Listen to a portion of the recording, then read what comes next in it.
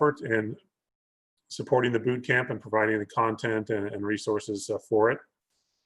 The Small Business Boot Camp is and Resource Collective is designed to help small businesses return stronger than ever.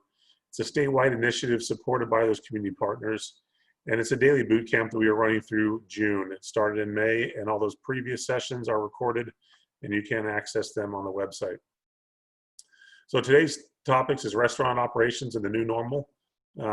It's provided by the experts over at Shamrock Foods, who both supply and operate restaurants. So we're looking forward to that session.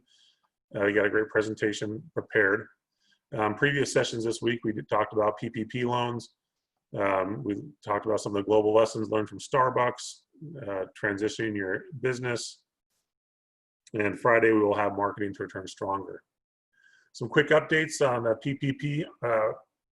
Very important if you are still looking to get a PPP and your lender is moving slow.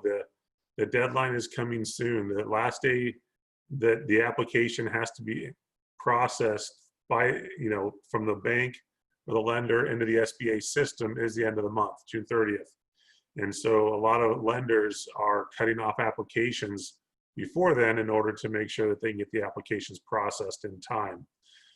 So if you're still waiting on your lender, you need to reach out to them and talk to them and get a status update, or possibly find a new lender. If you are looking for a new lender, please reach out to us directly here at the ACA, and we can guide you to a few different lenders that are processing them fairly quickly. So be mindful of that. Also, there is a new PPP forgiveness application and some updated information on the SBA.gov website. I listed that on the bottom of this page. The stats haven't changed as far as how much is available and how much has been loaned out since June 15th. But the exciting number is over $10 billion of loans and advances have been brought into Arizona to help our small businesses. Some key programs we want to talk about is the small business services here at the ACA. We work closely with the SBA and the Small Business Development Centers, the SBDC. Our workforce division as well can work with employers looking to hire employees that are growing or hiring back employees. And our Arizona MEP is here to help strengthen manufacturing operations in Arizona. MEP is for Manufacturing Extension Partnership. We also want to touch quickly on the Arizona Together website for all things COVID-19 related, for information and resources. And then we want to talk about our guides and resources document. This page is available on our website with these links to the various guides that have been put together from different organizations to help different industries, the very different industries, get back to work. So there's restaurant guides, there's retail, construction, salons. There's a number of different guides to help you as you return to your business to normal or the new normal. Also, to help stay informed and find those business resources, we have our website, azcommerce.com/COVID-19, a great resource for information. And you can find the boot camp and information there under the webinars. So today's speakers, we have Michael Stevens, Jim Hargrove, and Emily George from Shamrock Foods. I'm going to go ahead and turn the time over to them and let them share their screen and start the presentation. If you have questions during the presentation, please feel free to ask them in the question and answer, the Q&A box that's provided on your screen, and we will get to those at the end of the presentation. Emily, let's turn the time over to you.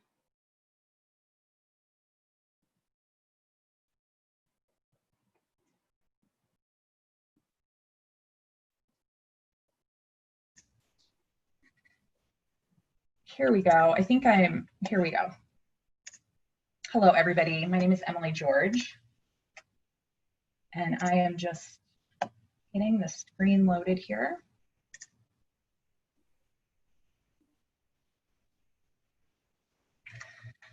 Great. Do you all see our screen? We do not see it yet.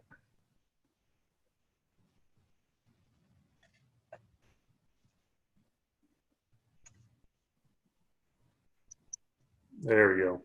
Perfect. Great. Thank you so much. We are so thankful for the opportunity to be here today. So sharing some of the resources we're going to be talking about has just been our passion for the last several months, sharing these resources with our some 20,000 customers across the Western United States. So we are passionate about this topic and just thrilled to be here. So we already did some introductions. Trying to click forward, here we go. So today we're gonna go through some consumer insights.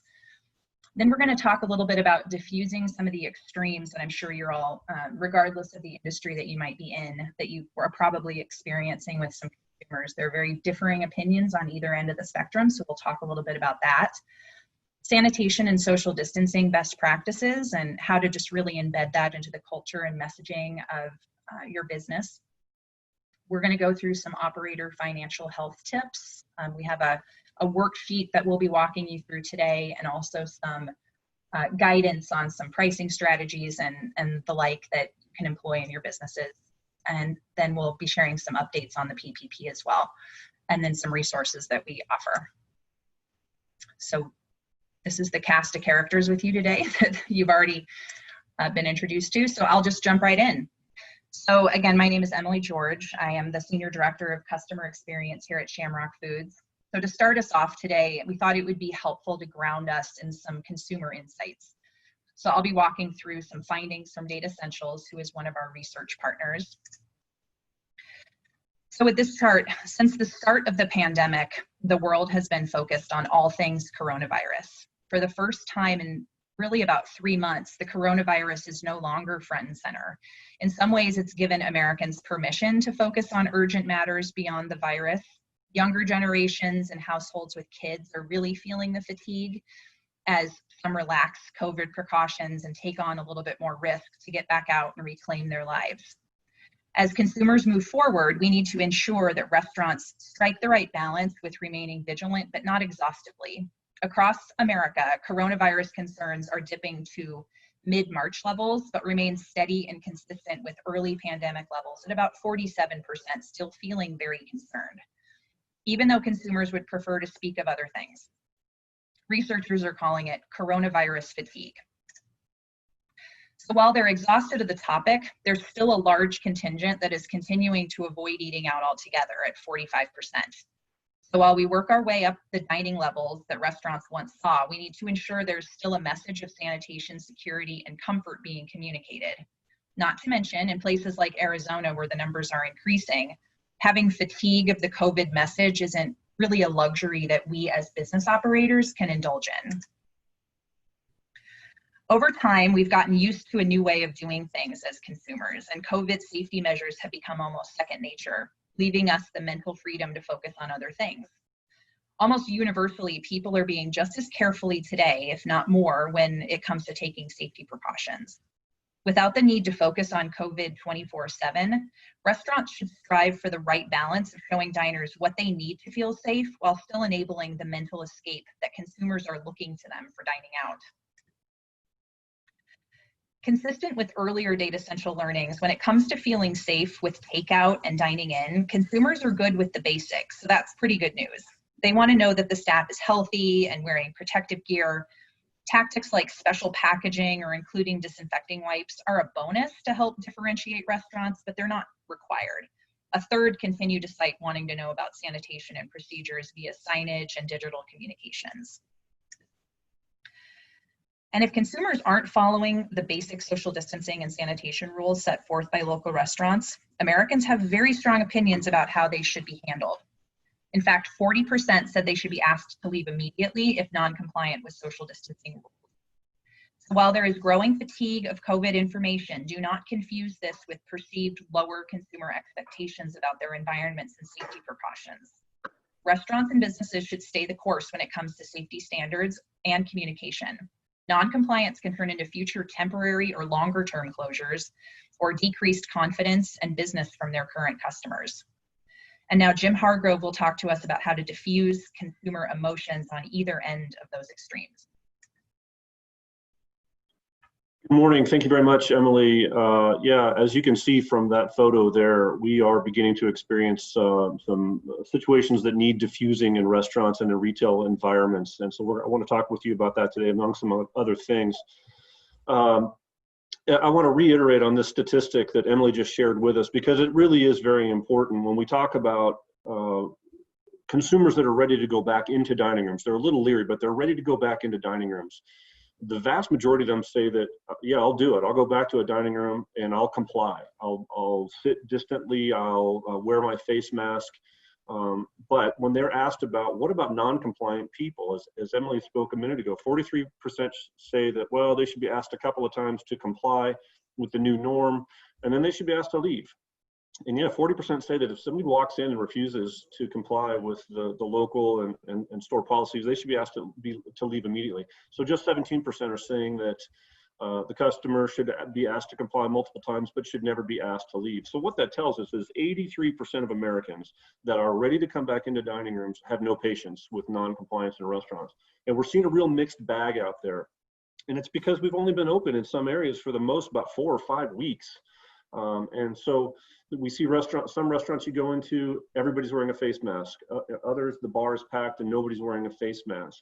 And I think this is going to this is going to filter down and become a little bit more stable, and people are going to be expecting more of the same thing as the weeks and months progress. Remember that we're anywhere from 12 to 24 months away from being done with this. I heard a virologist a couple days ago on the news say that much of America is done with the coronavirus, but the coronavirus is not done with America. And so we knew from a mathematics standpoint that there was going to be spikes when we began to reopen. So we're seeing that in Tennessee, Texas, Georgia, Arizona. How those spikes are going to be responded to is really important and very important to watch. As a side note, something interesting I just saw on the news half an hour ago, United Airlines, if you are not compliant with mask use on United Airlines, as of today, are going to put you on a no-fly list. So it feels like there's a little less tolerance as we go along. I just described to you this group of folks that are willing to come back into dining rooms and they're willing to comply. Bookended on either end of that compliant majority are some more potentially extreme opinions, and they're manifesting themselves in restaurants and retail settings. So the vocal minority on either end, they rarely cause disruptions at this point, but it's definitely considered a best practice to be prepared for those situations. Have your staff prepared in terms of 3 things I want to talk to you about today: diffusion, de-escalation, and resolution. So this leery minority, they're going to see oftentimes non-maskers as a physical or viral threat. And anyone that feels threatened within the confines of the 4 walls of your restaurant, that's a spark spot, right? They're insulted by people that don't comply with wet mask wearing and social distancing as vigorously anyway as they do. They'll call you out. We've heard the term now, and it's with us forever, probably mask shaming. They'll call people out and pull out their camera and film people that they are not happy with and post it on social media. Of course, there's another spark point that we need to be aware of and watch for. And this group has been known to put their hands on people, including restaurant workers, to make their point. We definitely want to avoid that to the best of our ability. On the other end of that spectrum would be what we're referring to as the cavalier minority, or you could call them scofflaw. If you want to advance that slide, please. They consider this virus as a non-threat or even a hoax. You know, you see this on the news and on social media. And they consider mask wearing unnecessary, maybe even a violation of their civil liberties. It's an opportunity for them to act out. We're hearing about people wanting to sue restaurant owners because they're having to wear a mask, things of that nature. Now, in extreme cases, and we're not really seeing this too consistently in restaurants, but it is happening in retail. This particular group of people, they're known to intentionally cough at or spit at a store employee that insists on compliance based on policy and local law.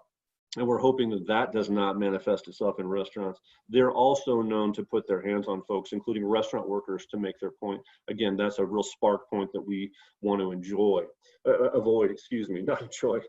So these folks are challenging, and so we need to be able to handle this situation. Slide, please. And the way we do that is to be agnostic to either one of these extreme opinions. Try not to come down on either one of those opinions, but rather make your number one focus the safety of your customers and your employees. Challenging to do, but very important. Slide, please. And so we got to get prepared for that. And so how do we prepare? Just like anything else that we've been experiencing in the last several months in the COVID-19 era, it's a lot of training. And we're having to really kind of treat every single restaurant in the country as a brand new restaurant, because they really are. Everything's so brand new for us. And so I would recommend you get your team together, especially your guest-facing team, put together a meeting, and then we're going to start training what to look for and what to listen for. And the main component there is a behavior change. It's kind of like what we're looking for in terms of liquor, beer, and wine consumption. People get bowed up. You can go back one slide, please. People get bowed up. They're unnecessarily close with one another, right? There's finger pointing going on. Raised angry voices. So again, it's a behavior change. So in this meeting, we're going to talk about role play. And I hear you, role play is silly and it's hokey, but it works. So I really want to encourage that you put your staff through some role play to make sure that they understand what to do long before it ever happens in real time. So get a couple of employees up in front of the group and go through these various situations like mask wearing or refusal to wear a mask. How does that work? What are the talking points? Work through that in role play. Social distancing. If you got a full service restaurant, relatively small lobby, you get to the point where you're at 8 customers in that lobby. Now we're no longer socially distant. What's the role of the host at this point and the manager on duty? Role play that. How do we get them with hospitality to be socially distant? How is that going to work? We need to have a strategy in place. Hope is not a strategy. So let's really think this through. One thing in terms of role play that it kind of surprised me was bar access. If you have a restaurant with a full service bar, there's some heated moments taking place with people that really want to sit or stand at the bar. And in some places, in some areas, that's not possible, or not as many people as they want. Role play that. What's the strategy? What are the communication points? And even less volatile topics. And I'm talking to restaurant servers around the Denver metro. I live in Colorado. And a main question is, why is the menu now limited? A lot of restaurants had to limit their menu. Why did the prices go up? Role play that. Make sure they know what to say and how to say it. At the end of the meeting, we debrief, right? What went well? What can be improved upon? What do we need to worry about? And so again, this role play helps to ease tension and makes you ready for something to happen before it happens in real time. And the management involvement piece, obviously manager, owner, operator, they need to be closely involved in these situations. I would say that in some situations, a guest-facing employee that, let's say they've been waiting on a table for 20 or 30 minutes, they've developed some rapport with that table. And maybe we don't need to get a manager involved. Sometimes manager getting involved tells the guest, oh, this has been escalated. So maybe a server can say something, I know this is tough and it's frustrating, but some of the new requirements because of this virus, maybe you and I can resolve this together. That can be a good way to diffuse. Of course, if the situation begins to escalate in earnest, then the owner, operator, or the GM has to get involved. Slide, please. So at the top, we said we were going to talk about 3 different things: diffusion, de-escalation, and resolution. So here's the first one, diffuse. We're going to diffuse the situation using the 3 Ps: prepared, poised, professional. What does prepared mean? That means you know what you're going to say. You've role played it. You've practiced it before you go to confront the customer. It's easy in these stressful situations to get off topic. So this helps you to stay on topic and keep the customer focused on what we really need to talk about. And of course, we're going to have a coworker or manager just 10 feet away ready to help. Poised is the hard one because it's the emotional one. We need to practice and think about not going where the guest is emotionally, like you see in this picture here. It's human nature when you're dealing with someone that's angry and throwing their hands around and kind of yelling. It's human nature to go where they are emotionally. We need to practice not to do that. We stay calm and in control of the situation. And professional, look, this is a moment of truth. Let's act like pros. We're not going to get into a shouting match with the guest. We're not going to cuss. We're not going to allow cussing. Certainly no physical contact between an employee and a guest. And a main way to diffuse is the use of I statements. Again, like we do with situations where a customer may need to stop or slow alcohol service. I'm sorry, but because of local ordinances and store policies, I can't seat you or serve you without a face covering. I understand that you're frustrated, but I have no choice other than to comply with local requirement regarding safety. I know you disagree with my decision, but I'm required to keep everyone at the restaurant as safe as I possibly can. I statements, diffusing. You statements, on the other hand, can sometimes be fuel on a fire. You're not getting seated unless you comply with the rules. You hear the difference there? You're causing a disruption. Unless you put on a face covering, you will be forced to leave. You statements, not necessarily as good. So let's write and practice those I statements. So the next step then on the next slide would be de-escalate. You know what's going on within the four walls of your restaurant better than anyone. So think through, what are these safe options going to be if a situation like this is coming up and you are able to diffuse it? And the third one there, distancing may be an obvious choice. If you've got two customers that have had an interaction, a negative interaction, get them seated as far apart from one another as you can. Ultimatums, we don't like to make ultimatums in restaurants. We're in the hospitality business, but this is a different era of safety. And this virus is the real deal. So polite ultimatums, what might those be? And it may be in telling someone that I'm terribly sorry, we're not going to be able to serve you, and you may not be able to return to the restaurant. We just need to do that in a polite way. And of course, time for that blood to stop boiling, time for a level head to prevail, and time for everyone just to calm down. So finding a way to make some time there is a great way to help de-escalate. And then finally, resolve on the next slide. Communication solves 90% of the world's problems. Open, honest, and ongoing communication. So let's say we were at the table, we were able to diffuse and de-escalate through our communication. Let's make sure we get back to that table 10 minutes later. Hey, thanks so much for working with us. I know it's complicated and difficult in this day and age, but really do appreciate it. Try to catch them at the door as they're leaving. Thank you again. Please do come back. If you come back, my name's Jim. I'd love to see you again and say hello. The other part of that we just alluded to a moment ago, is this situation salvageable? Is this person going to be allowed to get an invitation back, or are we so worried about their inability to help us with safety that we may have to politely 86 them from the restaurant? And the last step here is to debrief with involved employees. And I tell you this because, you know, as we all know on this call, the restaurant business is stressful enough as it is pre-COVID-19. And now with all of these new protocols in place and some of the safety enhancements, it's even more stressful. And then a situation like this potentially happens in your restaurant, really stressful. So let's sit down with the employee, let them diffuse and de-escalate by talking to you. And you'll just see the tension flow out of their body.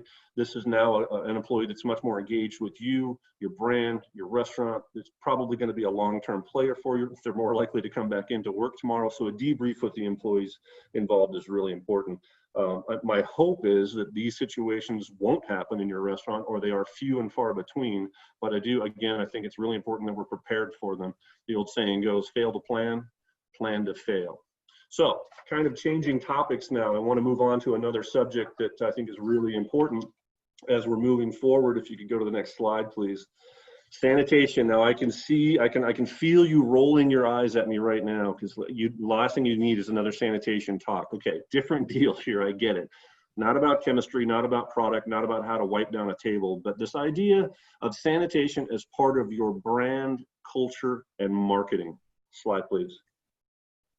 And so kind of the overview here, the why of all this. We know that sanitation in restaurants is pretty much forever changed.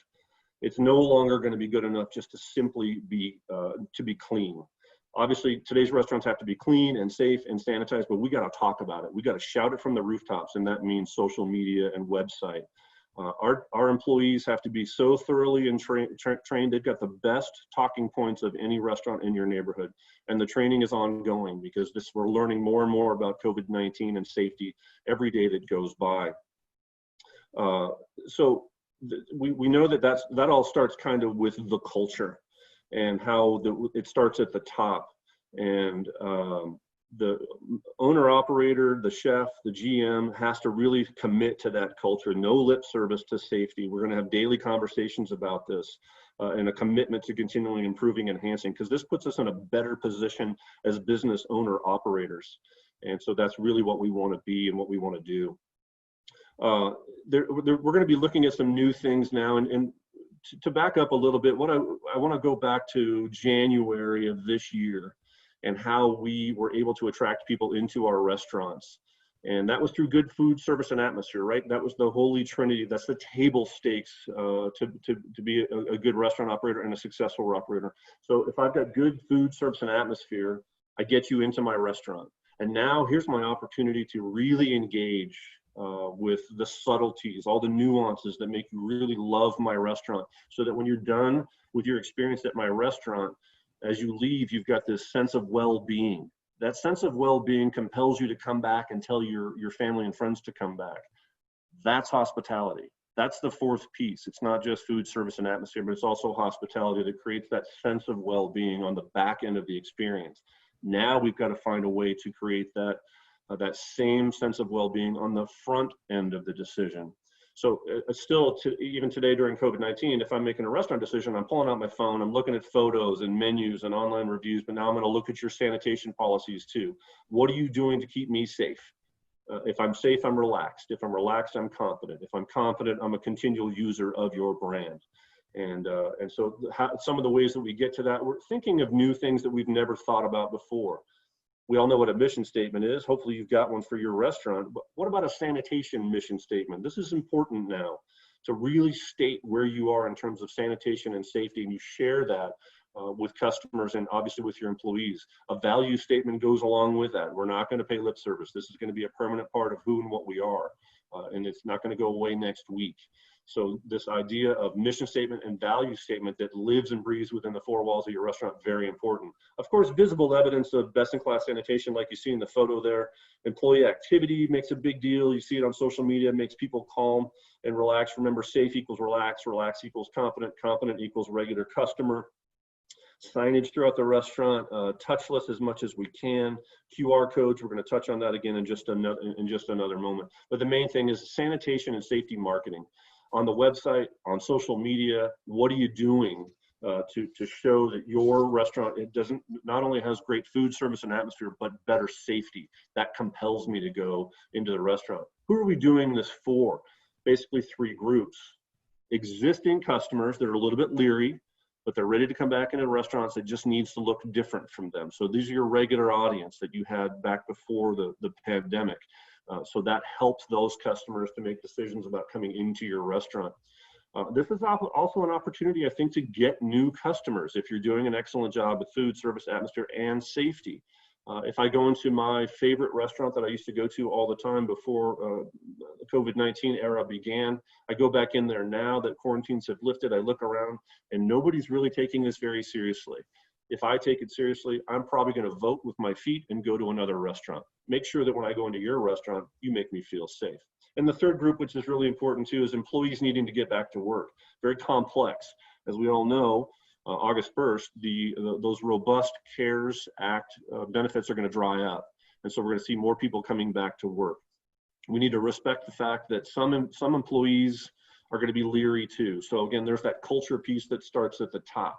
And how do we encourage them and make sure they know that, hey, this is not just about keeping customers safe, it's about keeping you safe as well. And so how do we do that? Kind of as a summary here, again, on the culture, starts at the top and filters through. If you're the owner operator or the chef or the GM and I'm an employee and I don't think you believe it, I don't believe it either. So the culture is really important. Onboarding, and through the onboarding process, we're talking about our sanitation mission statement, our sanitation values, how we're going to keep one another safe. That makes our restaurant busier. That makes our restaurant have lower turnover. We've talked about marketing and having sanitation as part of your brand. Marketing is huge, not just your special, but how you're keeping people safe and what you're doing to move forward in this era that's going to be with us for a while. A commitment to training and continuing education. Make a commitment that your hourly employees, your staff is going to be the best coronavirus educated staff in your area. And that will make a difference to your top line sales, absolutely. And it's training and training and training and training. Slide, please. A couple of different things. I'm going to touch on a couple of tech items here real quickly. Touchless payment, obviously growing by leaps and bounds over the last 3 months. Almost all cards now, all cards that have to be issued have the EMV chip. That began several years ago, and that enables us to get this NFC, this near field communication, touchless payment. The main thing I want you to look at on this screen here, if you're not doing touchless payment, which is something that consumers and restaurants want, 88% of point of sale systems already have the technology built in. It just needs to be turned on. Get a hold of your point of sale supplier, ask them about it. They're going to want to know which model you have, which system you have. It just needs to be turned on. Obviously, there's a fee involved in that, but if it drives business to your door because it's one more touchless way that I don't have to give up my credit card, that's going to make a difference again to your top line. If it doesn't, if you can't get touchless on your POS, there's standalone credit card processors, devices, many of which that you can get through your credit card processors, many of which are wireless. They can be taken to the table. That's a real big reassurance for your consumer. QR codes, we're all seeing them. They're coast to coast now, and everyone is converting to QR codes. They can be a very valuable and simple part of your restaurant operation. What we're seeing very consistently is QR code at the table that you scan with your phone, and here comes the menu, of course. We think that there's other opportunities with QR codes. Put one on the front door of your restaurant that describes how you're keeping people safe. Put a separate one on the table. Maybe it's a letter from the owner. Maybe it's an opportunity to sign up for their newsletter, so that there's an opportunity to engage with the guests. But QR codes, really, really important, and actually more simple than you think. Take a look into that, and you'll find out that it's going to be really valuable. In particular, I think 3-4 years from now, as we're seeing us go back to more of a normal situation, fewer and fewer casual restaurants anywhere are going to return to the old school paper and menu cover, because we're discovering how easy this is with a QR code and how much money it saves. I would not want to be in the menu manufacturing business at this time, because I think that this is going to be a permanent change. Wayfinding, and the image you see here on the ground is great. It's in line with the brand. It's well done. It's easy to read. It's vibrant. So if you're going to have wayfinding in your restaurant, which we recommend you do just to make it easy, make sure it looks like this, and not like what we see too often with just masking tape that's hard to see. It's wearing out very, very quickly. It doesn't look professional. It doesn't look permanent. It doesn't tell me as a consumer that you really care about this for the weeks and months to come. This is an important part too from a training standpoint. We all know we have to train our teams in this new era. It's just as important to remember that we have to train customers. Customers no longer know how to use restaurants. Everything has changed. And so don't assume that people coming in know how to use a restaurant today. And so if you go and approach very professionally a consumer in the lobby, hey, do you have your face covering? Can you please put that on? You may, oh, I'm terribly sorry. I completely forgot. I'm not used to that. So let's make sure we're training customers how to use restaurants in the COVID-19 era. And again, the last thing I'll share with you, and it's really important again, so I want to emphasize this idea of training and talking points, and your ability to put intelligent talking points into the mouths of your guest-facing employees so that everyone is rowing in the same direction, and the level of confidence and comfort for the guest-facing employees is elevated, and they're less likely to leave you. What are you doing at your restaurant and why? Teach them that. Tell me as a consumer in your restaurant, what are you doing to keep me safer with low touch efforts? If I'm a nervous Nelly, I'm looking for sterilization, you need to be able to explain to me, well, we can't get to sterilization. That's a surgical bay. Let me tell you about sanitize and what we're doing. And then these larger issues, if there is an illness that breaks out in your restaurant, this is very complex in this day and age, because you want to be able to report that, talk to the coworkers, and let the health department know. But there is a very sensitive point about releasing the health history of an employee. And so we're working hard on finding a balancing point, and there'll be more on that to come in the next week or two from our organization. That is all I have for you. I hope that there's some good nuggets in there for you. I'm going to hand it off now to Mike, and he's going to talk a little bit more about some of the financial stuff we need to know about. Mike? Thanks, Tim. Good morning, everyone. We're going to talk a little bit about operator financial health. There's a lot of challenges right now with the way we're having to do business. Many states have set occupancy levels upon as part of their reopening strategies. So what's the operator supposed to do? We need to, as restaurateurs, figure out how we're going to make money with the new business model. And one of the best ways to do that is to determine what your costs are, and then back into finding out what you need to do in sales in order to stay profitable or even break even. So we've created what you see on the screen. It's a break-even calculator that will allow you to move forward and backwards through a P&L and a labor matrix. I'm going to just show you some examples here. As you see, one of the first things you're going to do is you're going to enter into the you're going to enter into the top part of the chart, your existing restaurant pre-COVID, your number of seats, your average price per person, and you can read through these and see what you need to put in. But one of the most important ones is the third line, capacity, utilization, or the number of seats in your restaurant. Pre-COVID, it would have been 100%. In some states, when they opened at 25%, some opened at 50, some opened with CDC guidance of 6 feet between tables. Well, you need to go back and count those seats after you move stuff around and see what percentage of total seating that is. And then you enter in your turns, and those are relevant because they're going to help calculate your daily sales and calculate your labor. As we scroll down through this, you'll see you've got a front and back of house labor tool to come up with what you were spending daily on labor, and you would take an average pre-COVID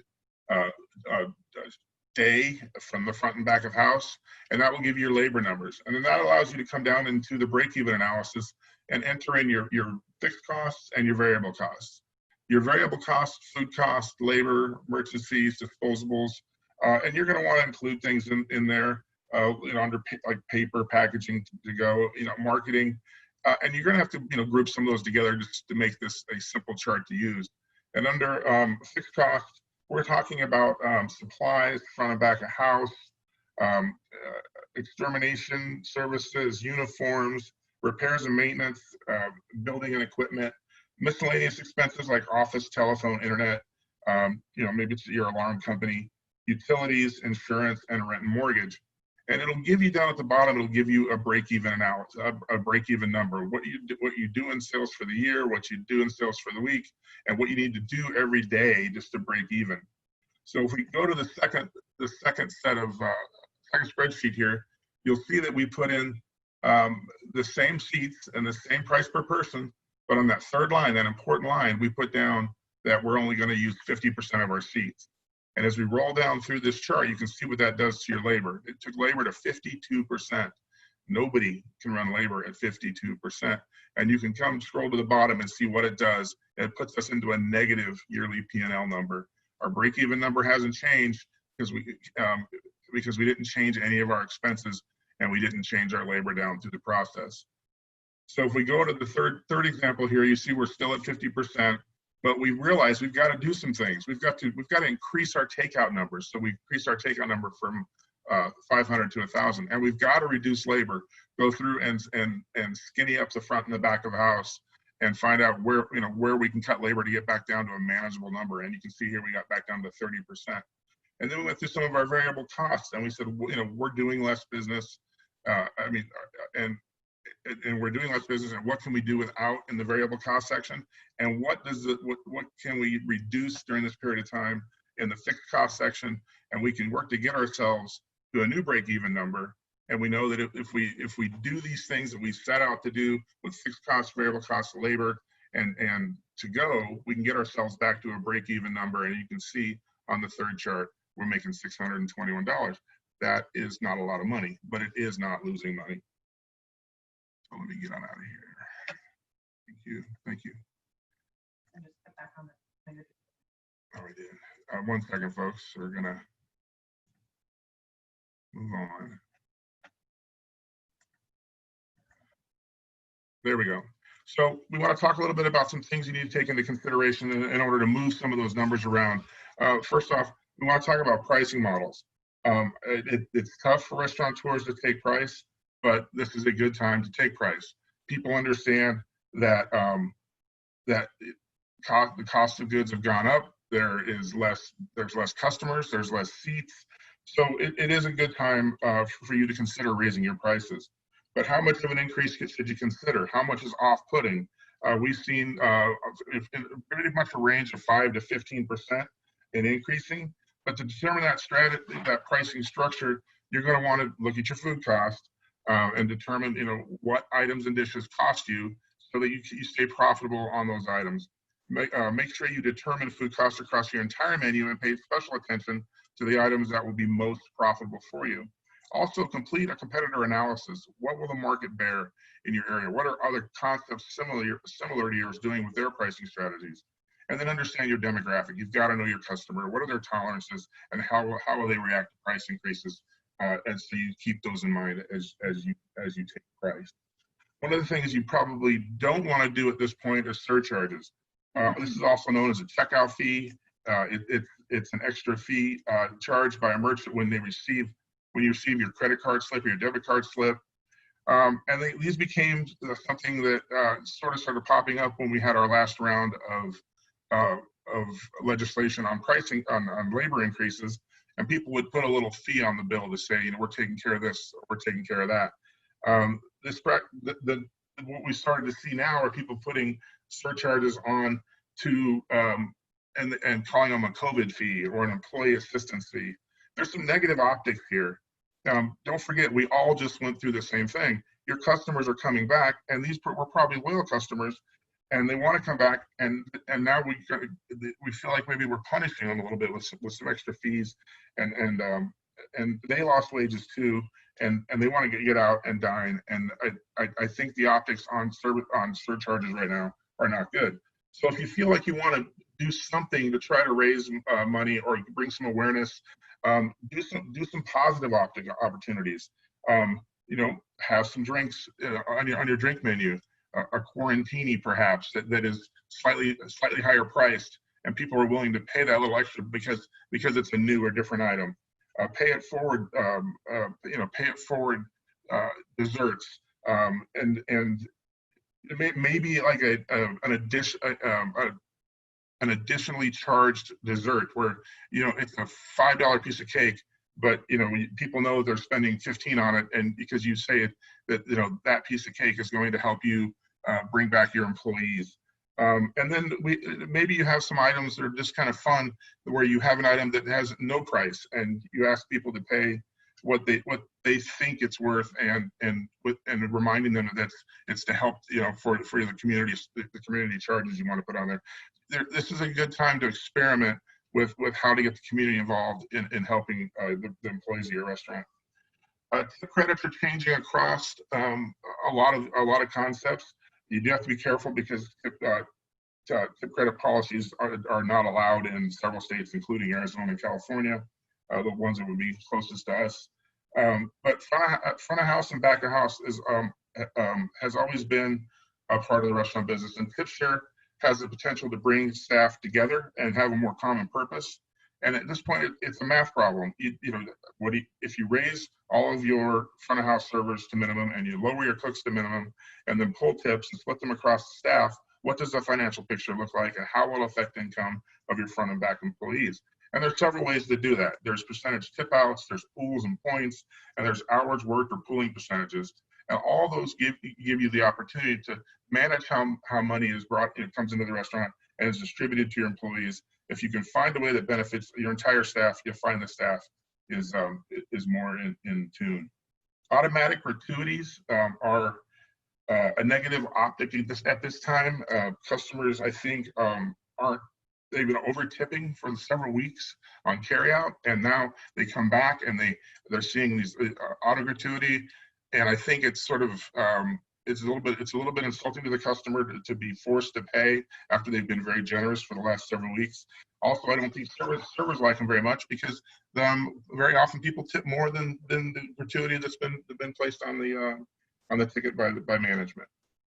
Do continue promotions, coupons, and discounts, menus, happy hours. A lot of places are stepping away from that, and when the customers come back, they've been your loyal customers for a long time. They come back, they're craving specific items you have, and they come back, and some of those are gone. We understand menus have been shrunk, but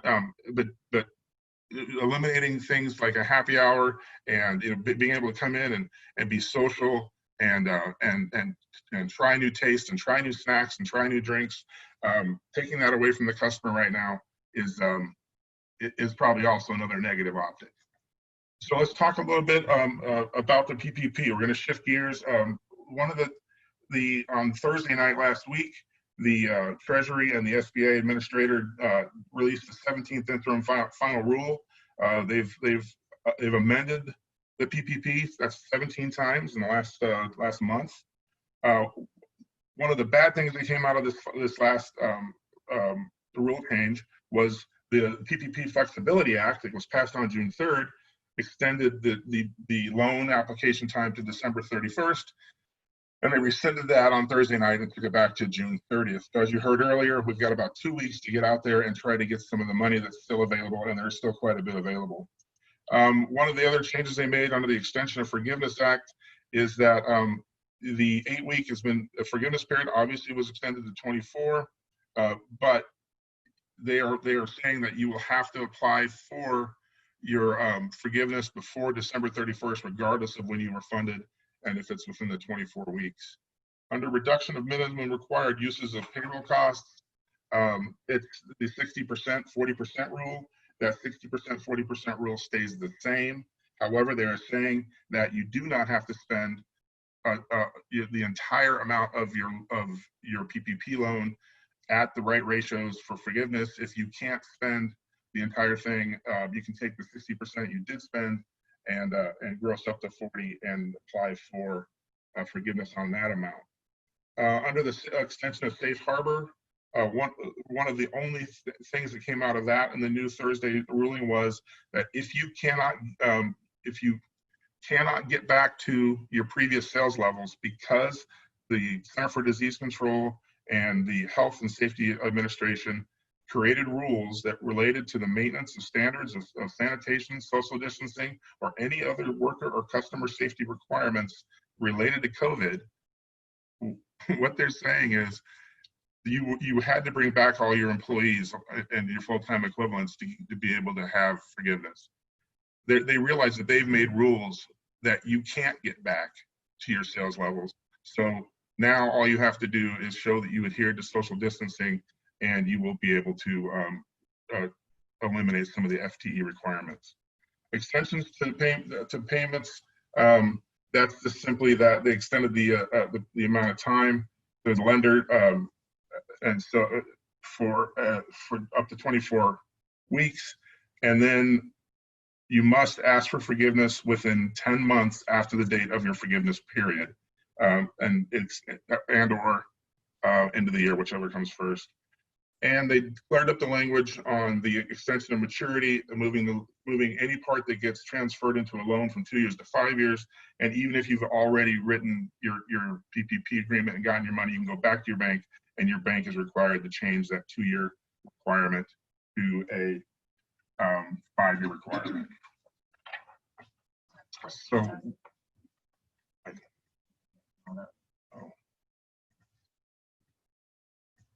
Great. I think this deck is going to be available to everybody afterwards. So in sum, this is to close it all out. We have comprehensive resources on our website that cover everything that we just talked about today, and then some menu simplification, social media and promotion, all the details with the break-even calculator, the calculator itself, webinars on all of these topics on our website at shamrockfoodservice.com. Just go to the resources section and you reopening resources, and everything's just right there. If there are any questions or comments for our team, we'd be happy to answer those. You can email us at kitchenintelligence@shamrockfoods.com. It's a made-up word, so it's kitchen intelligence without the I in the middle, so kitchenintelligence@shamrockfoods. And with that, thank you so much for the time today. Thank you, Emily, Jim, and Mark. We appreciate the time and the effort. We do have some questions. One thing I want to note is if you have additional questions on PPP, please refer back to our session on Monday. We had a great session with a lot of question and answer time as well in the updates. So you can find those resources there on our recording from our Monday session. We have one question in the pool right now, and if you have any questions for Shamrock, please put them in the Q&A box and we'll be glad to get to them. It says, when or how should restaurants expect customers to wear a mask when, obviously, you can't wear a mask to eat or drink? I'll take that one, and I kind of referred to it, and there was another similar question, but overall what we're seeing is an expectation of customers to wear a face covering, entering the restaurant, waiting for the table being taken to the table in a full service environment, and then there's almost no one is expecting folks to continue to wear their mask while they're at the table. what I personally do, and I've seen a little bit, is when the server comes to take the order, that mask goes back on. But that's very unusual. Obviously, you cannot wear a mask while you're eating and drinking, and then wear a mask. The expectation is to wear a mask when customers are going to use the restroom. And in a full service environment, a counter service environment, kind of the same game. Wait until you get up to the cashier. And where possible, we're encouraging customers to keep that mask on while they're ordering if we can understand one another. But sometimes customers do find it necessary to lower the mask. But the key thing is come up with your policies, follow CDC guidelines, and then train your folks on what do you do when you see non-compliance. Okay. Another question is, what is the posting, I guess, requirements? If you have a surcharge, you are adding a kind of a mandatory gratuity. What are the posting requirements that restaurants have to have if they choose to do that? The explanation of a surcharge or a gratuity in most states does not have to be posted. It's bad practice not to post it or not have it on your menu. Because it's a surprise at the end of the meal. We highly recommend that on the menu at some place you have an explanation of any charges, surcharges, and or any auto gratuity. But it doesn't have to be posted, quote, at the door or be part of a dialogue during the ordering process. Again, that's why a lot of those surcharges have a very, very negative feel to them, because they come as a surprise. Because even when restaurants do put them on a menu, it's not a part of the menu that people normally read. It's usually down there with the eating of raw fish and meats is dangerous in the section at the bottom of the menu. So if you are trying to do some kind of community stuff, highly recommend you post it, make it fun, and let people understand that what you're trying to do, so it doesn't seem sneaky. All right. Excellent. Andy, do you have any questions for the Shamrock team? Yeah, hi guys. Thank you so much, Shamrock team. I thought this was really instructive, great information that you've provided to everybody. My question is around technologies or rating systems. Are you seeing anything popping up to provide consumers with the ability to rate a restaurant based upon their COVID practices? I think that's something that we've been trying to search out. We haven't seen anything. I don't know, Jim, Mike and I are conferring over here. I can't see you, but we haven't seen anything specific to consumer input and just being aggregated in such a way that's rating the restaurants. If anything, some of the existing rating platforms have taken a step back a little bit just to kind of give these guys a break. But nothing yet.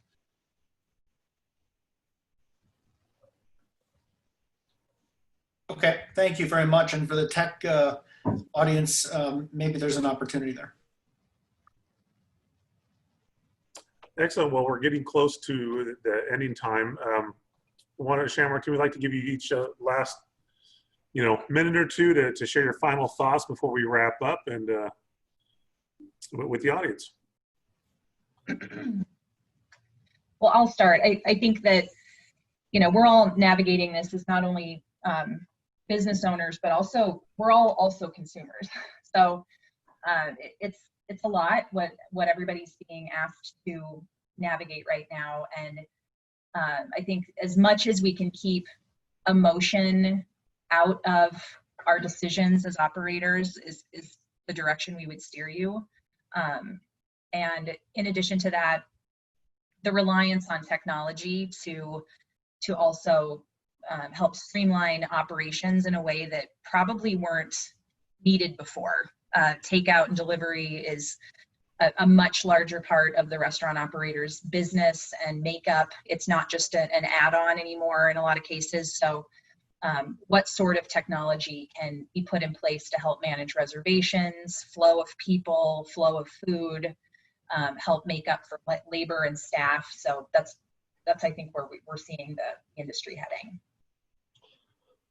I'll take the next point there, and Emily makes a really good, mentions a good word, and that's consumer. I'm watching closely, and I would encourage you to watch closely consumer sentiment in the face of increasing cases of coronavirus. We know that 45% of customers are not ready to come back into dining rooms. They want to continue to use takeout and delivery. So even if we could wave our magic wand and get back to 100% capacity, there's no reason necessarily to statistically believe that we would see full restaurants again. And so consumer sentiment throughout the course of the summer is going to be very important to watch. Right now, I think the vocal minority is voting with their feet and staying home. And as cases increase more and more, it'll be really important for us to watch those trends and see what people really do want and need in order to continue to use your enterprise, either dine in or take out. So as I mentioned with United Airlines, I thought that was fascinating that they're no longer going to allow, they're going to put you on a no-fly list if you won't wear a mask. So here we are with this mask shaming and the diffusion, the conflict between the two extremes. Important to watch. And Jim, I want to tag on to something you just said. You mentioned carryout and you mentioned the flow in the business. And I think it's important as restaurateurs that we look at the math and we look at what drives sales in this new environment. Takeout is going to stay utmost important. Emily mentioned having technology around it. I think you also have to have your P&L built around it, understand how you support it, so it is effective and quick.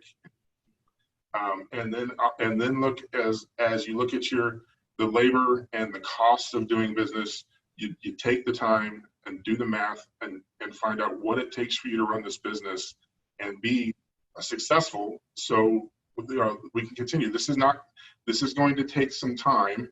And we need to know that what the numbers need to look like so we can survive this and succeed on the other side. Awesome. Thank you guys. I appreciate it. Wonderful presentation today. A lot of great information. I appreciate it. As I said before, hopefully the attendees all got great information out of it as well. I was making a lot of notes, so thank you.